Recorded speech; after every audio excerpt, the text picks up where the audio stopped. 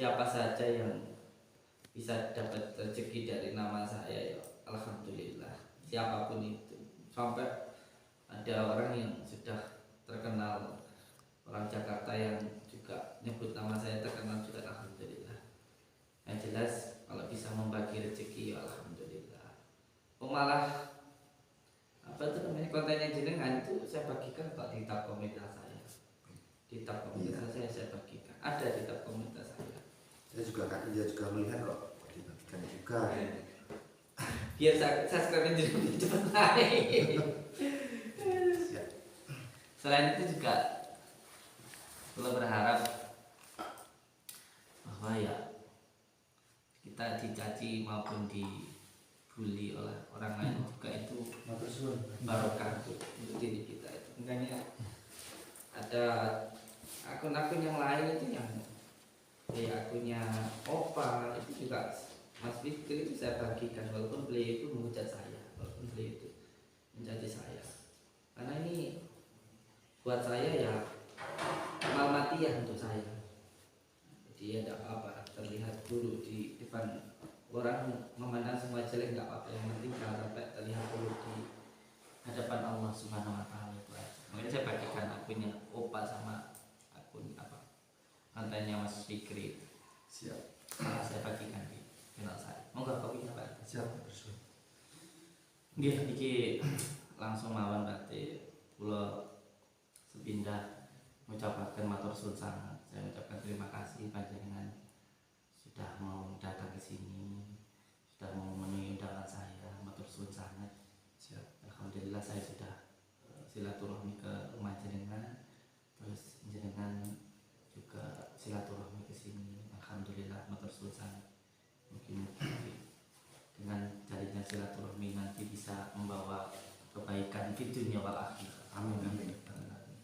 Dan yang kedua kali ini itu saya meminta maaf atas semua kesalahan yang sudah saya lakukan terhadap panjenengan. Alhamdulillah hikmahnya sekarang kita bisa terjalin silaturahmi, dan untuk masalah-masalah yang mungkin masih mengganjal semoga bisa kita selesaikan dengan jalinan silaturahmi ini, bisa terbuka semuanya insyaallah. Matur suwun sangat. Bersyukur kepada Allah dan terima kasih kepada panjenengan. Sambil di kopinya kan. Ini setelah sekian lama kita nggak pernah duduk berdua, mungkin baru kali ini. Padahal dulu Sering dulu ya. jadi sering. Loh, kemarin juga saya sendiri juga sempat kecewa. Jenengan kan sudah mengundang saya, terus saya kesini. Jenengan kan tidur atau tidur nggak tahu ya. Saya bilang sama salah satu santri, saya suruh bangun tidak berani, yaudah. Habis itu saya pulang, terus jam 2 jenengan live di TikTok. Kan saya kan sempat kesini juga, tapi saya nggak mau ganggu karena di sini kan juga banyak pasien. Saya kasihan sama pasien-pasiennya, nanti kalau saya mengganggu jenengan, otomatis kalau saya kesini ngajak ngobrol sama jenengan nanti kan obrolannya kan pasti sangat panjang. Saya kasihan sama pasien-pasien, walaupun saya kecewa itu saya tahan. Tapi alhamdulillah setelah saya bikin sebuah video dari manajemen jenengan sempat juga langsung menghubungi saya juga, alhamdulillah. Saya pun juga terima kasih, di sini sudah dijamu. Kalau di rumah saya nggak dijamu seperti ini ya. Saya belum dijamu, sangat terima kasih sekali. Dan di sini kan ini Pak Udin ya. Maaf saya manggilnya Pak Udin kan dari dulu memang gitu. Malah seneng saya. Lebih akrab kan. Apalagi kenal lama. Seperti di dalam video-video jenengan terkesan gimana ya, menyudutkan saya apapun, memfitnah saya sedemikian rupa yang tidak usah saya jelaskan ya. Jadi di sini pun saya juga membawa semua apa itu bukti-bukti dari parkiran yang saya kelola, terus Coba sini deh. terus paguyuban semua ada tertulis semua ya di sini ya. Ini coba sini. Buku tentang apa itu parkiran, pengelolaannya bagaimana itu ada. Terus ini buku tentang paguyuban, yang memberi siapa, tanggal berapa, di sini ada. Yang jelas jumlahnya bukan 7.500.000 Udin, tetapi 5 juta. Jadi bukan kok 7.500.000, dan tidak ada sepeser pun uang dari jenengan pribadi ke saya itu tidak ada. Jadi seperti itu. Terus ini bukti tentang persyaratan dulu ya terkait uang 5 juta itu kan memang itu untuk para pekerja, dan ini pun di sini jenengan sudah ada tanda tangannya ya. Seperti itu. Ini hanya itu ya, bukan matematika itu. Ini parkiran. Coba dulu bisa dijelaskan dulu Pak. Saya belum nyambung. Iya ya, siap. Dari mulai parkiran dulu Pak. Oh, jadi dari parkiran ya. Jadi parkiran kan dulu kan jenengan serahkan ke seseorang, ya. Tapi itu ya memang dibikin orang itu sendiri, jadi tidak ada untuk lingkungan. Tidak untuk lingkungan, tidak, dia sendiri. Tidak, tapi karena sering terjadinya konflik, akhirnya orang itu dengan senang hati memberikan itu untuk lingkungan, jadi dikelola. Akhirnya untuk lingkungan. Iya, tapi itu dikelola, terus saya sendiri mendirikan sebuah paguyuban pemuda Rejowinangun Bersatu, di mana di situ yang bekerja itu ya anak-anak yang di parkiran itu ya orang paguyuban itu, dan itu terbagi dalam 3 grup. Setiap grup kewajiban menyisihkan lah dari uang parkiran itu sebanyak 300.000. Entah itu grup A atau grup B atau C, itu menjadi sebuah kewajiban. Dan uang yang 300.000 itu dikumpulkan setelah 1 bulan itu dikelola, dibuat untuk kegiatan sosial, membantu fakir-fakir miskin. Terus ketika Ramadan itu ya buat bagi-bagi takjil seperti itu, buka bersama dengan warga. Jadi di sini semua tertulis dengan jelas siapa yang mentor. Ini yang tentang parkiran. Jadi tidak ada kok parkiran itu untuk pribadi, tidak ada sama sekali. Dan saya pun hanya memegang uang tersebut, dan tidak pernah sepeser pun mengambil keuntungan. Tetapi ketika anak-anak menitipkan uang 300.000 itu biasanya katakanlah dilebih 10.000, 15.000, karena istri saya yang memegang upahnya lah. Jadi hanya seperti itu. Ini tentang parkiran. Oke, nanti dulu Pak. Tentang parkiran ini begini. Siap. Jadi pertama kali pondok Padepokan dulu ya. Yang pertama adalah Majelis Dzikir Sholawat Sirri Ala Dumi, terus akhirnya menjadi Padepokan, dan sekarang menjadi pondok pesantren. Jadi ketika majelis ini rame, akhirnya bikin Padepokan, terus banyak orang yang datang. Ketika banyak orang yang datang itu kan mobil banyak yang datang. Akhirnya waktu itu saya menyerahkan ke salah satu warga, yaitu tetangga saya. Dan tujuan saya memberikan ke beliau itu untuk lingkungan. Dan kalau akhirnya beliau malah mengganggu pondok waktu itu, membuat kerusuhan itu, siap.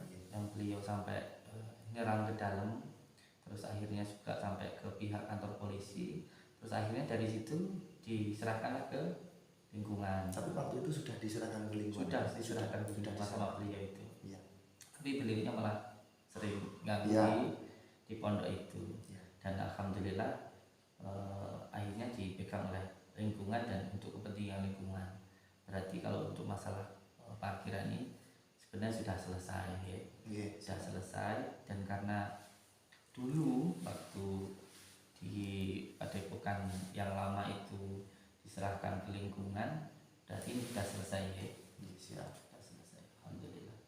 Memang di parkiran yang baru ini, di Padepokan, di pondok yang baru ini, memang dari mulai buka parkiran itu gratis. Jadi tidak ada biaya lagi. Gitu. Dan saya sendiri pun ketika Pak Padepokan sudah berpindah ke selatan, ya syukur alhamdulillah lah. Maksudnya itu pekerjaan atau masalah saya itu kewajiban saya sudah selesai kan, seperti itu. Saya pun juga bersyukur kan seperti itu. Alhamdulillah. Jadi di sini saya jelaskan ya, ketika salah satu warga itu ada yang ngamuk di dalam padepokan itu pun sudah berulang kali sudah saya tegur dan saya ingatkan. Tapi ya saya sendiri juga nggak tahu ya. Tapi makanya ketika kita itu menegur kan ya ada batasannya. Ketika omongan kita tidak dianggap, ya sudah kan, seperti itu. Iya. Jadi masalah parkiran ini kan dulu saya nyewa lahan di salah satu punya warga gitu, dan lahan itu pun saya serahkan ke warga untuk dikelola parkirnya gitu, dan saya pun sama sekali nggak minta itu gitu. Tapi sekarang kan sudah jelas bahwa seperti ini loh cara kerjanya kayak gitu. So, saya nggak mau tahu masalah parkiran, yang jelas saya cuma nyewa lahan terus saya serahkan ke warga. Terus untuk parkirannya sudah selesai nih, alhamdulillah. Dan ini yang terkait tentang apa ini Pak? Yang ini tentang peraturan tentang apa itu paguyuban, yang tentang uang. Iya. Oh, ini tentang paguyuban ya. Iya. Jadi terkait sembako, uang paguyuban dan juga apa itu uang untuk lingkungan kan sudah tertulis jelas di sini, sudah menjadi kewajiban pihak padepokan per bulan, 1 bulan sekali kan seperti itu. 1 bulan sekali. Bisa dijelaskan dulu Pak? Iya. Jadi ya ini berarti kan ini kan sudah apa itu sudah ada yang menandatangani, dan dia di sini kan berdirinya padepokan itu kan atas izin warga juga, jadi warga pun juga ada tuntutannya. Jadi tuntutannya kan seperti ini kan waktu apa itu covid itu kan ya. Tuntutan warga lingkungan padepokan: 1. Padepokan harus mematuhi protokol kesehatan. 2. Bagi santri jika pergi ke tempat ibadah harus memakai alas kaki dan harus ada sopan santun. 3. Jika ada kegiatan lingkungan harus ada perwakilan dari pihak padepokan yang berpartisipasi dalam kegiatan tersebut. 4. Pembagian sembako setiap bulan untuk 2 lingkungan diadakan seperti semula. 5. Menyumbangkan kas kepada RT 1, RW 4 dan RT 2 RW 4 setiap bulan. Jadi uang 5 juta itu dipotong 1 juta untuk 2 lingkungan, yang 4 juta itu untuk para pekerja. Jadi seperti itu. Gunanya pekerja untuk apa? Untuk menghandle. Contoh, dulu kan banyak sekali pasien-pasien jenengan yang mempunyai gangguan jiwa ya, bahkan malam jam 2, jam 12 kabur terus ke rumah warga, dan itu di luar sepengetahuan jenengan, mereka lah yang menghandle. Terus untuk pembagian sembako pun juga mereka yang membantu. Jadi seperti itu. Ketika nanti ada komplain dari warga, nggak harus warga langsung ke padepokan, jadi lewat para pekerja itu. Jadi sebagai penjembatan lah. Jadi seperti itu. Jadi ini penjelasan dari Pak RT ini tentang kesepakatan antara saya pemilik Padepokan Nurjat Sejati, karena ini yang dulu, sekarang Pondok Nuswantoro. Ini adalah kesepakatan antara saya dan warga.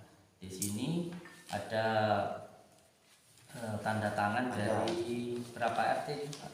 2 RT, cuma yang satunya ada di lingkungan sana. Ini yang khusus di lingkungan saya ini. Iya, ini tanda tangan dari RT-nya Pak Riki. Di RT berapa jenengan? RT 1 RW 4. Ini tanda tangan warganya. Iya. Tanda tangan. Enggak semua kan sih. Kan dulu kan dihitung cuma radius kan seperti itu. Iya. Berapa orang ini arti yang tanda tangan ini? Iya, tidak salah 14 atau berapa ya? Lupa saya. Lebih loh ini. Yang itu 20-an. Iya. Ini ada. Oh ini sampai jadi 1 ini. Iya. Ini di RT 02 juga. Iya. Jadi seperti bawahnya masih ada juga. Beberapa orang. Iya. Jadi dulu kan yang menyerahkan ini kan juga peraturan dari pihak padepokan dulu yang membawa, lupa sih saya namanya, tidak saya disebut lagi. Ya.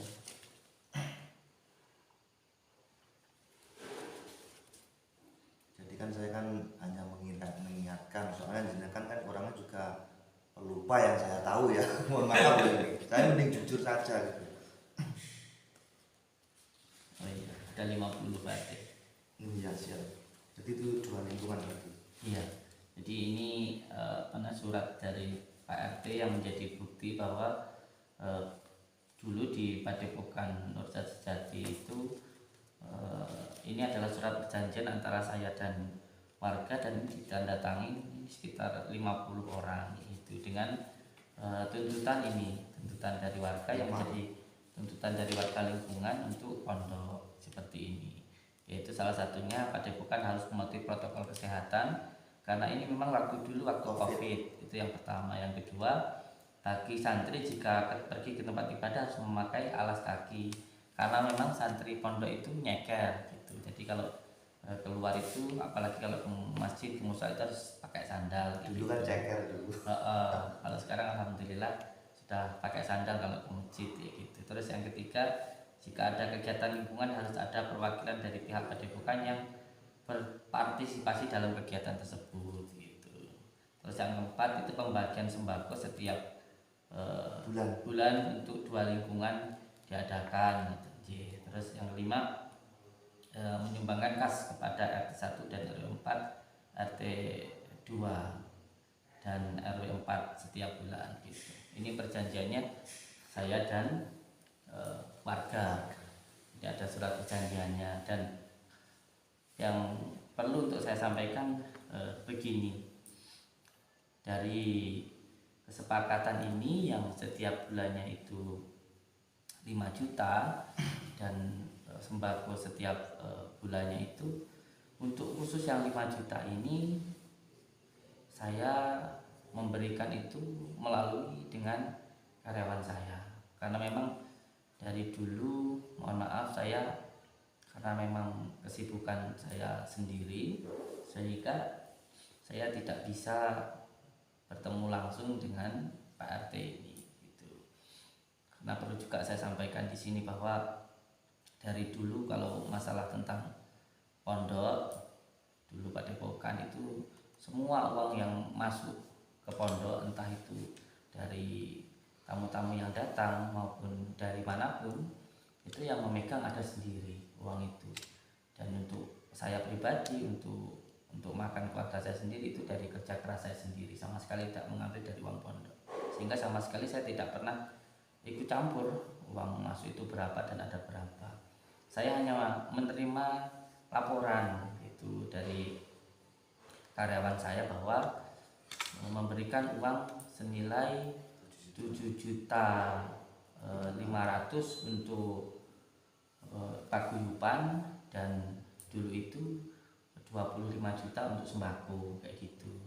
Nah, sekarang setelah saya ketahui langsung dari Pak RT yang beliau sekarang ada di sini, silaturahmi ke sini, ternyata yang diberikan untuk lingkungan itu hanya 5 juta. Jadi kalau untuk pribadi saya tidak pernah.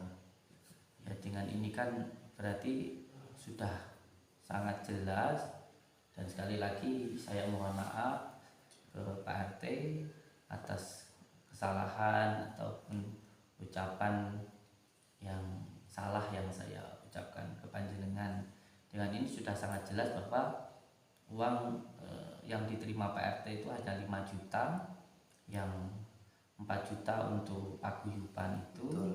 Dan yang 1 juta untuk lingkungan.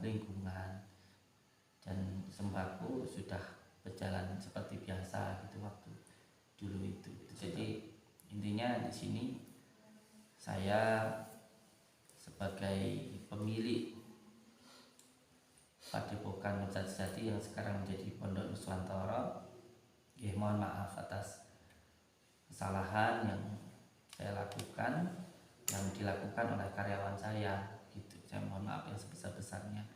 Tapi ada hikmah yang luar biasa yang di sini.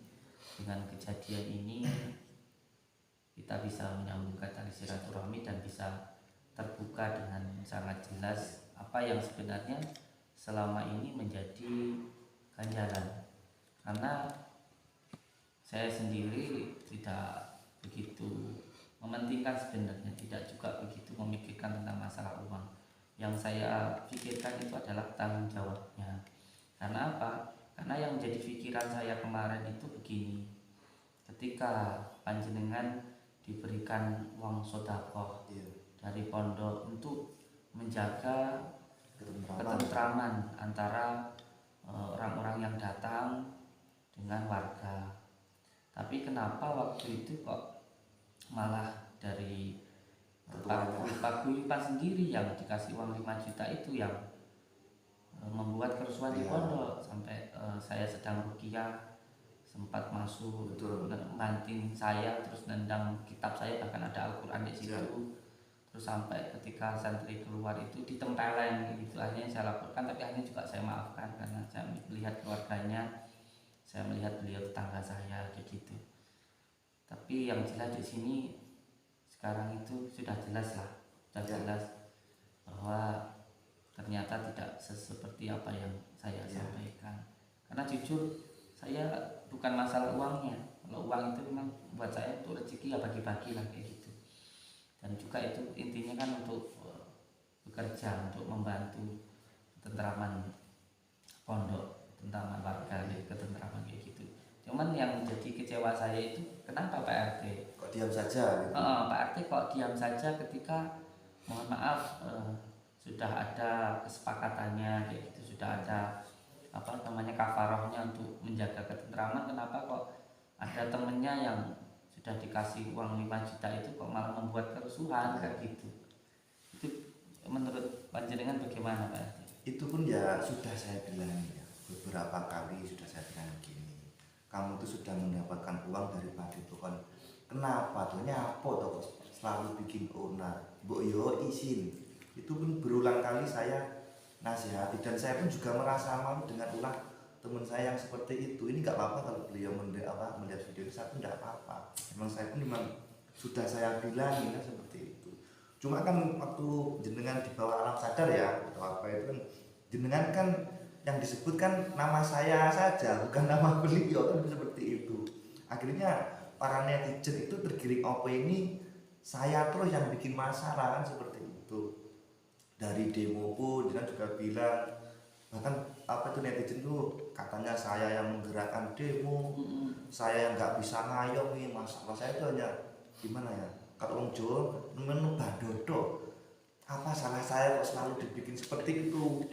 Jadi seperti itu. Kalau saya gini Pak Utinja, saya itu memang dulu tuh seorang gimana yang ya nggak baik lah nakal, tapi dulu, tapi saya itu hanya ingin belajar baik, apalagi di sini saya dipilih menjadi RT, dan jadi RT pun saya tidak pernah mengharapkan sebuah apa ya bayaran lah. Intinya saya itu hanya ingin ibadah lah seperti itu.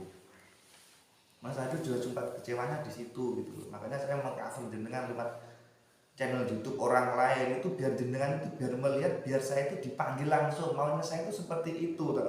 Tapi lama-lama jenengan bikin konten juga menunggu saya itu ya memang gimana ya. Memang ada netizen juga Pak Udin itu orangnya ya memang nyeleneh seperti itu, tapi kalau kebaikannya memang luar biasa, sering membantu di lingkungan. Cuma kadang kan lingkungan itu nggak hanya ibaratnya diberi ini itu kan, silaturahmi yang penting kan seperti itu. Jadi seperti itu Pak Udin. Dan sekali lagi saya mohon maaf atas kejadian ini.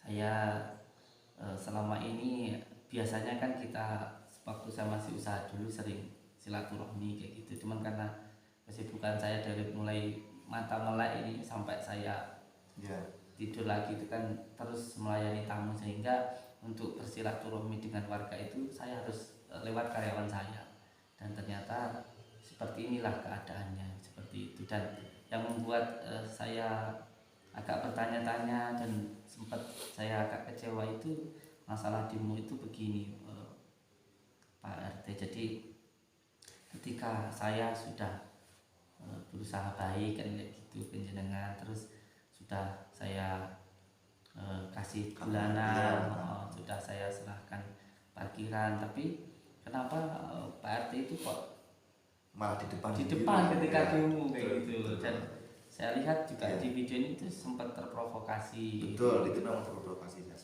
Saya juga nggak sampai sekarang itu ada masalah apa Pak RT itu dengan saya gitu sampai ke demo itu, saya juga nggak ngerti Pak RT. Yang jelas begini ya Pak, ini demi Allah demi Rasulullah ya, kalau memang saya sampai berbohong ya. Jadi saya tahu-tahunya demo itu saya malah di WA dari warga. Pak RT apa benar nanti jam segini ada demo? Loh, ada demo gimana? Tadi ada yang bilang gini-gini. Saya tidak tahu. Habis itu saya telepon salah satu orang bilang, nanti pada demo Pak RT nanti ikut sama Pak RW saja. Kenapa saya di depan? Di situ kan warga saya kan juga di depan. Saya tidak mau jangan sampai warga saya nanti berbuat anarkis. Makanya saya di depan. Jadi seperti itu. Mohon maaf, untuk yang sampai telepon itu maksudnya sampai itu bertanya tentang apa? Ya itu karena ada warga yang WA saya WA atau telepon seseorang, dan beliau pasti tahu kan seperti itu. Jadi tidak mungkin saya sebutkan lah. Mungkin jenengan juga banyak tahu, saya juga tidak mau mengadu domba atau apa, yang jelas apa yang saya katakan saya jujur, demi Allah saya jujur. Berarti demo itu sebenarnya juga jenengan itu nggak tahu apa-apa. Saya nggak tahu apa-apa sama sekali, soalnya saya bangun jam 12:30 siang. Saya itu orangnya juga jarang tidur gitu. Setengah mulai siang alam ya. kita sering makan. Jadi seperti itu kalau terkait demo. Okay. Jadi waktu demo itu Pak RT itu juga sebenarnya nggak tahu apa-apa. Nggak tahu apa-apa. Cuman dikasih tahu seseorang ini sama suruh Warga datang. saya sendiri malah di dalam HP saya itu juga masih ada buktinya, belum saya hapus. Saya itu setiap ada apa-apa, apalagi kalau terkait uang, tidak sepengetahuan orang mana saya catat di rumah itu. Saya itu juga jogo-jogo. Nah ini akhirnya kalau saya tidak punya bukti kan yo malah modar saya malah. Masya Allah. Oke, alhamdulillah. Sekali lagi saya mohon maaf atas kesalahan yang telah saya lakukan sama jenengan, bahwa ternyata semua dari kejadian ini adalah adu domba kayak gitu. Yang adu domba antara panjenengan dan saya, bahkan sampai tentang masalah demo aja jenengan nggak tahu apa-apa sama sekali. Dan ternyata ada seseorang yang memang menyuruh untuk membuat seperti itu. Jadi juga tidak tahu kenapa, motifnya apa, saya juga tidak paham. Ya, kalau masalah itu semuanya saya pasrahkan. Iya, gini aja lah Pak. Segala sesuatu kita pasrahkan, biar Allah saja yang mengadili, begitu saja. Kan simpel kan. Jadi ini kan ya alhamdulillah ya Pak, di desa di sini pun juga berterima kasih terhadap Ustadz Namawi. Saya pun di luar sepengetahuan jenengan, saya sering ngopi juga sama Pak Ustadz Namawi. Beliau pun juga sering mengarahkan ke saya, dan juga saya juga perlu klarifikasi panjenengan ya. Apa yang benar kalau di sini itu sudah menjadi pondok pesantren itu memang benar. Cuma terkait apa itu pondok apa pengobatan itu apa memang benar sudah tidak seperti dulu lagi. Okay. Jadi terkait apa itu kafarat atau iya. maknanya itu. Jadi kan sekarang sudah silaturahmi ke sini. Ya. Jadi saya juga berharap jenengan silaturahmi ke sini bukan hanya sekarang ini, ya, tetapi sering-sering ke sini kayak gitu. Saya sebagai warganya panjenengan kayak gitu. Jangan sungkan-sungkan untuk menasihati saya, jangan sungkan-sungkan untuk menegur saya, dan jangan sungkan-sungkan untuk ngopi di sini kayak gitu. Apalagi kita ini adalah tetangga. Ya siap, berarti maksudnya dalam arti menegur berarti jenengan tak marin nggak apa-apa loh ya. Apa-apa. Jadi disaksinya ya kalau ada salah jenengan WA saya langsung saya tegur ya ini. Saya sangat terbuka Pak, sebab mungkin di pondok mungkin saya bisa dikatakan sebagai orang tua lah di sini. Mungkin saya ketika sholat menjadi imam gitu, tapi ketika di masyarakat saya ini adalah warganya jenengan gitu. Jadi untuk siskampling, untuk ketika ada yang meninggal, untuk apapun kegiatan masyarakat saya itu adalah warganya jenengan. Jadi untuk pasang bendera dan sebagainya itu saya siap gitu. Dan intinya jenengan jangan sampai sungkan untuk menasihati saya, untuk menegur saya, dan saya minta untuk lebih jelasnya lagi waktu siang ketika jenengan senggang datanglah ke sini melihat langsung keadaan pengobatan di dalam pondok ini, karena alhamdulillah saya didampingi oleh Ketua MUI Blitar Yai Syahbudin, yang kedua oleh Yai Nawawi. Beliau ini adalah seorang yang sangat saya takdimi, saya sangat takdim sama beliau, dan masalah pengobatannya bisa dilihat besok. Jadi sebenarnya Pak RT, pengobatan yang dianggap orang itu bayar 3 juta, bayar 5 juta, itu ada sebab-sebabnya. Jadi tidak semuanya seperti itu. Jadi kalau ada bayar yang momennya bilang saya ke tempatnya Gus Samsudin bayar 5 juta begitu, padahal